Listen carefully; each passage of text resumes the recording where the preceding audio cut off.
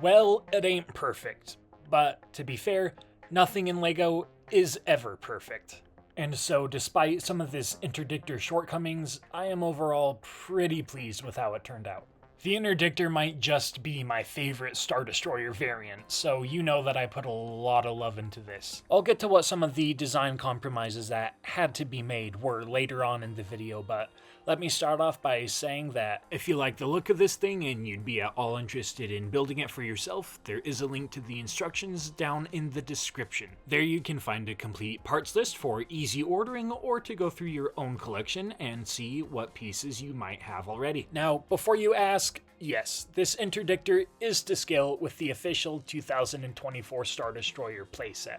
I think that they pair very well with each other, and while I don't think that I could ever one-up an official LEGO Star Wars set, I do think that I did better in at least one aspect. And the proportions all turned out pretty dang well on this. The Interdictor is a slimmer design than the Star Destroyer, so I used the 2x4 wedge plates as opposed to the 2x3 wedge plates. The domes representing the 4 gravity wells on the top of the ship are a little bit larger than the ones on the underside of the ship, which is accurate to in-universe. And at the very last moment, I even remembered that there is a little red stripe on the back of the bridge here. And I mean like the very last moment, but don't tell anybody that I told you that. If anybody were to find out that I almost forgot that little red stripe, it might make me look bad. And as you've hopefully noticed by now, I did include a highly specialized display stand in the instructions, because, well,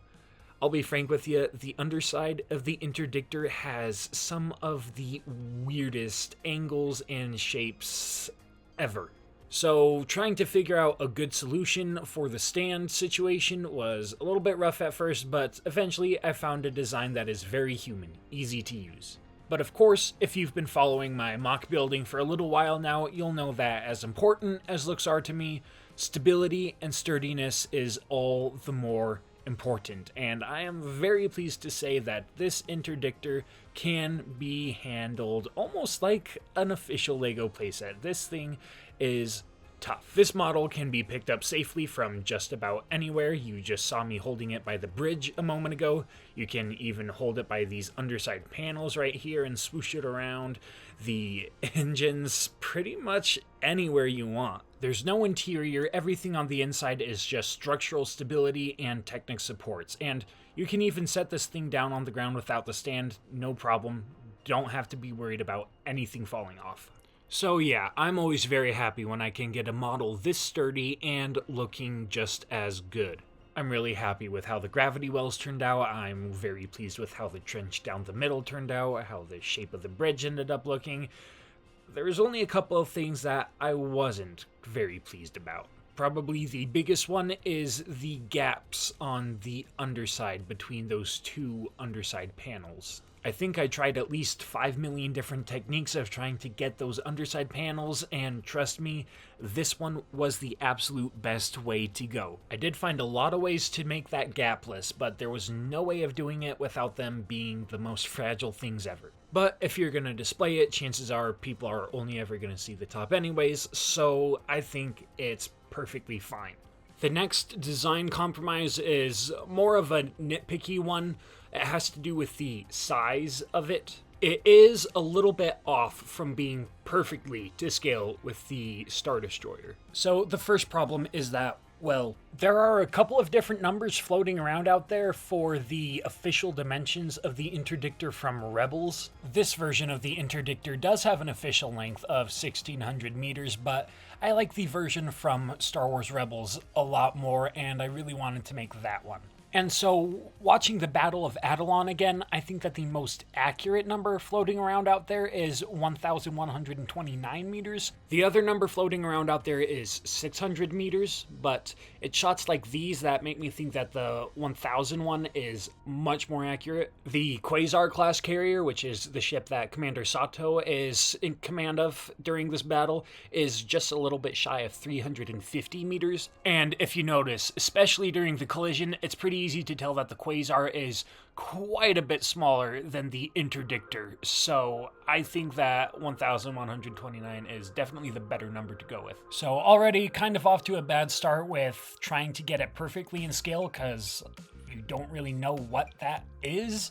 And it unfortunately does only get worse from there. Using the 1129 meters, this is still about 4 studs too long to be perfectly to scale with a Star Destroyer. Now, at this scale, 4 studs really isn't that much, and I also have a good explanation for why it ended up being off. If you've been following my progress the past couple of months, you'll know that I've gone through many iterations for the design of this thing. During these earlier stages, I had to make it 4 studs too long because to fit the Technic frame properly, if I had shrunk it down by 4 studs, the angles just would have been really off. On a related note, no matter what I did, it also just felt like the bottom wasn't quite right either.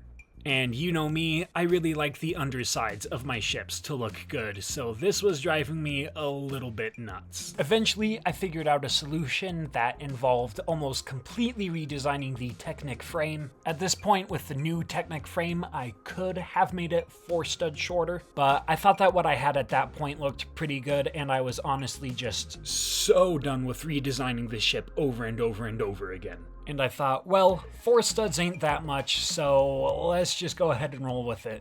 Hey, I said I had a good explanation, not a good reason.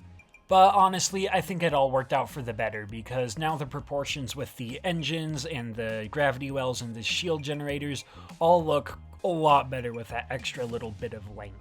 All in all, super happy with how this Interdictor turned out. Now, let's talk about the cost of this thing. This is the most expensive set of instructions that I've got out right now, but it's still less than $6. I like to try to keep these as low as possible because, you know, you do have to go and buy all the parts afterwards, and this one, to get all the parts on BrickLink, will run you around $200. Now, the reason for that is because I use a lot of these 3x8 wedge pieces. This is still a pretty new mold, so as this piece starts to come out in more and more sets, the price of this build should come down considerably. So until then, just selecting all the pieces on Pick-a-Brick will probably be a lot cheaper. And same goes for some of those corner slopes. So far, I think that the light gray corner slopes have only come in the MIDI scale home 1, so those ones are also a little bit more pricey. You might want to get those on Pick-a-Brick too. And well, thank you for watching the in-depth on this. Again, if you want to build this for yourself, link to the instructions down in the description. If you like the look of this thing, please go ahead and subscribe, because I've got some more Imperial Star Destroyer classes coming out soon. I'm working on an onager right now, which should be pretty fun. In the meantime, you can check out some of these other Rebrickable MOCs that I've made. On the left is a playlist with everything that I've got on Rebrickable. And on the right, I actually forgot about this. I've made an Interdictor before. Back in high school, I attempted to make one, and well, it didn't turn out very good, but that's a way old video that you can check out if you want to.